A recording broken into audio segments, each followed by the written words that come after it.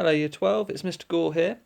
As we are starting new content this week, I thought I would make a short video just to talk through the context of what we're looking at and to also give you a little bit of an idea about some extra things that you could read.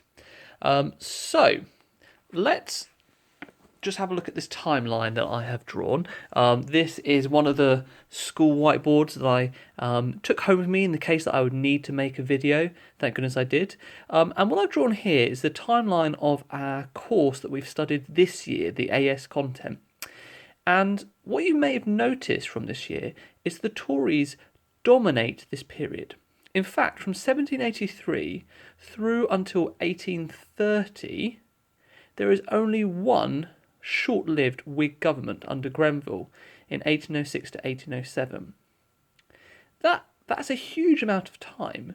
We're talking the best part of 50 years there, where it's pretty much one political party in charge. Now, at the end of this period, in 1830, we have Earl Grey come to power, and we have a very different political party in power for the first part of our course and the next 50 years that we're going to look at. So if I just show you a second timeline, here we go. So if we have a look at the 1830s, this is a very different picture. In fact, from 1830 until the 1841 election, the Whigs are in power with the exception of a very small window. In November 1834, the Whig Prime Minister is dismissed, and the Tories come in until April 1835. So we're talking a few months, really, no real time to sort of do much or impose much legislation. So the first part of our course is looking at a decade where the Whigs are in power, a party who we haven't really studied before, and a party who have a lot to prove considering the 50-year history before them. Now, the Prime Ministers that we need to look at here are in the first half of our course here, 1830 to 34, particularly Earl Grey, who is of course famous for passing the Great Reform Act of 1832. And the second part here is dominated by a man called Lord Melbourne. Now, he is an interesting character in that he doesn't really want to be Prime Minister, and in fact is Prime Minister for 6 years, which is a long time to be Prime Minister at any time.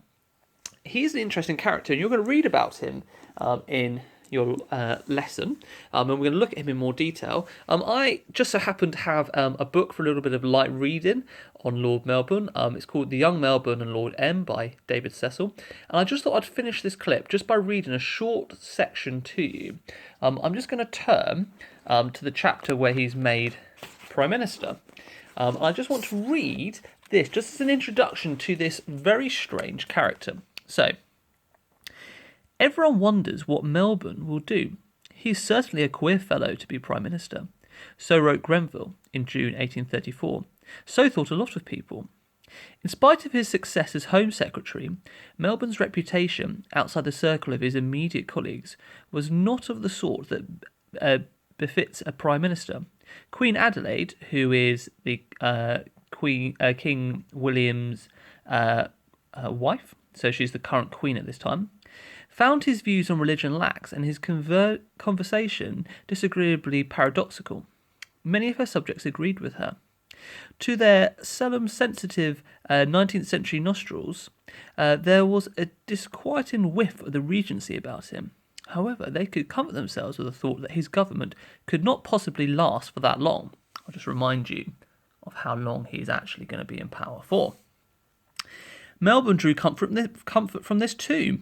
The weak Whig government was weaker than ever now. Not only was it bereft of some of its most distinguished members, but it looked as though the time for an emergency government of this kind was over. If the people wanted reform, they wanted it more radical than the old Whigs offered. If, and this seemed more like the truth, they were reacting against reform, they inclined to the Tories. Melbourne himself did not mind this. Privately he said that he hoped the Tories would come in. The king agreed with him, so much so that he suggested Melbourne should try to form a Tory-Whig coalition. This is actually in 1834. The feelings of the Whig Party, however, put this out of the question. All Melbourne could do was for the time being to try and carry on as before, with the help of Althorp, who reluctantly agreed to rejoin the party. He patched up a new administration out of the remnants of the old and unhopefully set himself to his task. Okay, I'll leave it there and we will look at him in some more detail later on.